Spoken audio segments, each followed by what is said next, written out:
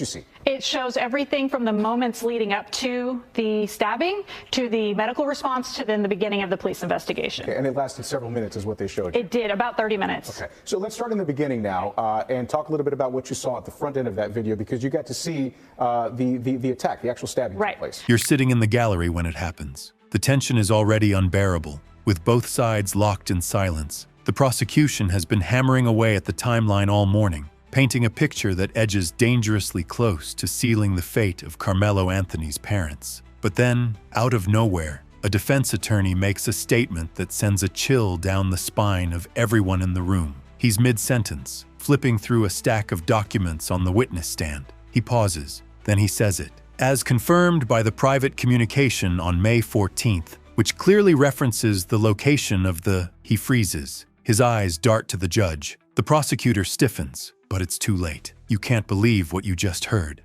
No one can. The line didn't just imply involvement. It confirmed a timeline that had previously been speculative. It was supposed to be sealed, privileged, maybe even inadmissible. But now it's on record. The gallery erupts in hushed whispers. A reporter drops their pen. You lock eyes with someone across the aisle who mouths, "Did he really just say that?" The judge pounds the gavel 3 times. "Order in the court!" he shouts. But even he looks rattled. Now people are wondering, what was actually in that document? Why was it mentioned in the first place? Was it carelessness or something more intentional? And most importantly, how does this change everything we thought we knew about the Anthony case? Would you trust a legal team that fumbles this hard under pressure? Or do you think someone wanted that leak to happen? You wake up the next morning to headlines exploding across your phone. Every outlet, every feed, every notification is laser-focused on one moment, the leak. Critical info accidentally revealed in Anthony trial, one reads. Defense implodes mid-testimony, says another. But what grabs your attention most? The clip. It's been cut, subtitled, and posted everywhere. Millions have watched it by now. The exact moment the defense lawyer trips over his words and exposes what many believe to be a smoking gun. The internet isn't debating if it was intentional anymore. They're dissecting why. You scroll through comment after comment. Some say the lawyer panicked under pressure and slipped up. Others believe it was a strategic move, either to push the trial in a new direction or to force a mistrial. But the most vocal group?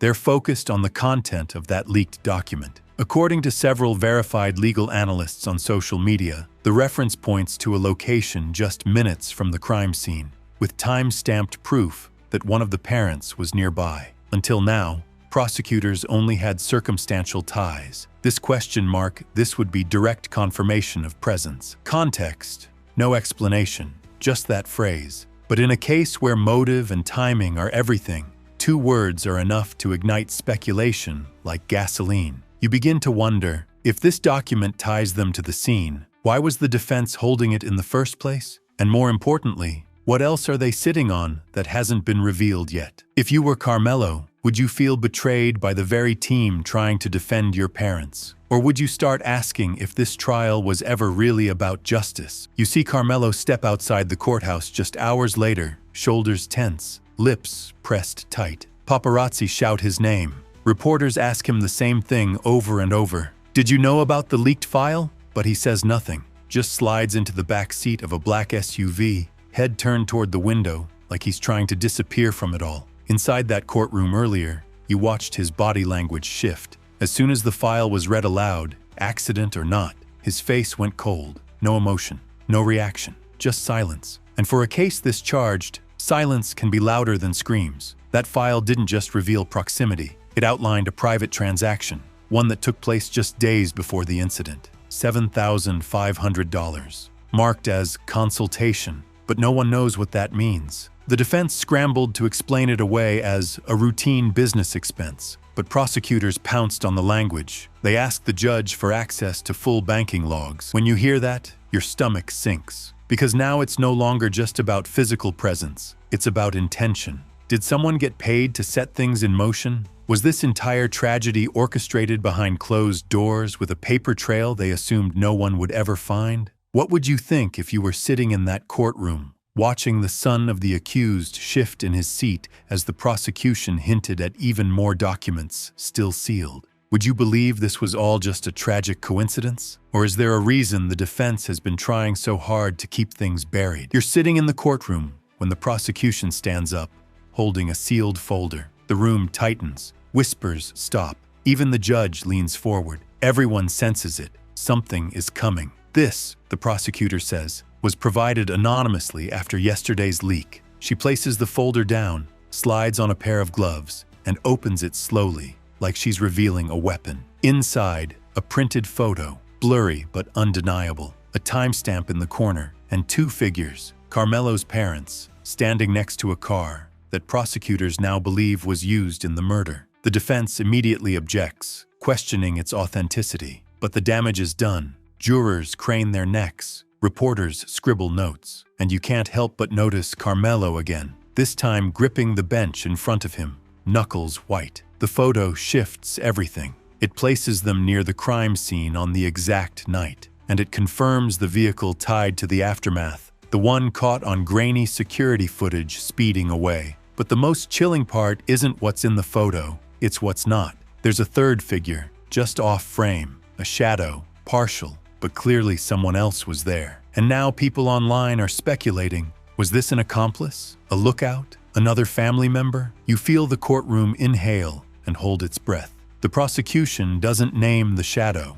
Not yet. They say they're working on enhancing the image, but they ask the court to delay tomorrow's testimony until the file is reviewed by a digital forensics expert. And just like that, everything halts. Would you be able to sleep tonight, knowing there may be someone else involved who hasn't even been mentioned yet? You glance over at the jury and notice one woman wipe her eyes. Her shoulders shake, not from grief, but from something closer to disbelief. It's the same reaction rippling through the gallery as the prosecution cues up the voicemail. This message, they say, was left accidentally, a pocket dial, but it captured more than just background noise. They play it. At first, it's just rustling, movement, a car engine, but then voices, arguing. Carmelo's father says, "It's done, just drive." A pause. Then the mother replies, "I told you not to bring that with us." The courtroom freezes. You feel your breath catch. Was that a confession, or are you hearing it wrong? The defense immediately objects,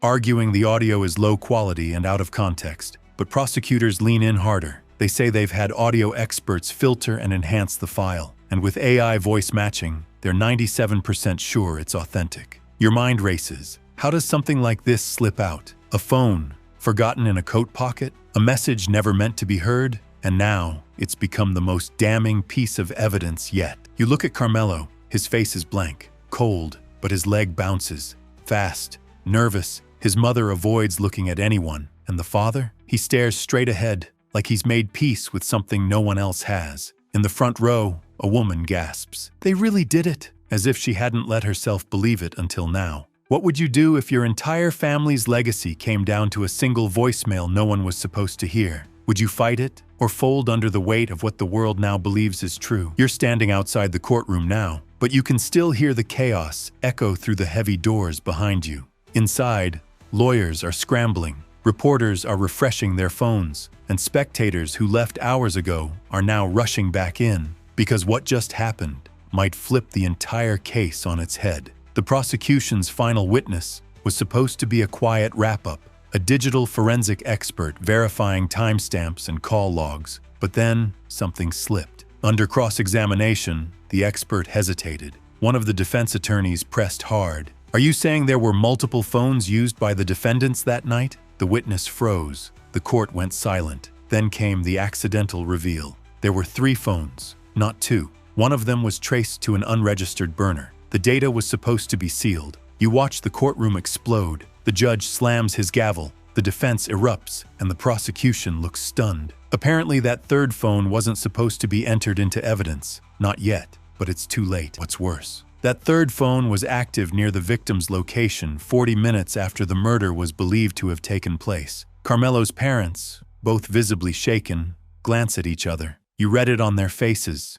Panic. Because if someone was using a burner, it could mean coordination, cleanup, or worse, witness intimidation. The judge orders a recess. Everyone storms out, and you overhear whispers in the hallway. Who has the third phone? Was Carmelo himself involved? And now people are asking if the prosecution was keeping this from the court. What else are they hiding? Would you trust a case where even the evidence seems to have its own secrets? You walk back into the courtroom and feel it immediately. Something's changed. The air is tighter. The judge's robe seems heavier. Even the jurors, once composed and neutral, now glance nervously at each other. The revelation of the third phone has cracked open a door no one was prepared to walk through. And Karmelo Anthony's parents, they look like they're barely holding it together. The defense team motions for a sidebar. Their voice is low but frantic. The prosecution doesn't object this time. They're clearly shaken. Everyone's pretending this is business as usual, but it's not. A sealed piece of evidence just got exposed in front of the entire courtroom,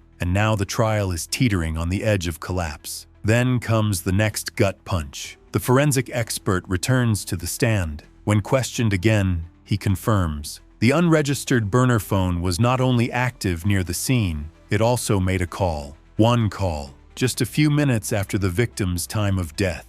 The recipient, an undisclosed number, traced back to a contact inside the family's legal team. You could hear a pin drop. Even the court stenographer looks up from her keys, frozen mid-keystroke. The judge exhales slowly and orders a full review of every sealed file related to phone records. In the gallery, you spot a woman quietly leaving, face pale, hands shaking, trying to avoid attention. People start filming. Whispers ripple across social media faster than the bailiff can say, silence. And suddenly, this isn't just a murder trial anymore. It's a conspiracy, a breach, a war inside the justice system itself. Because now, people are wondering, if Carmelo's parents were willing to hide one burner phone, how many more secrets are buried beneath this case? And if you were on that jury, would you ever believe anything presented to you again?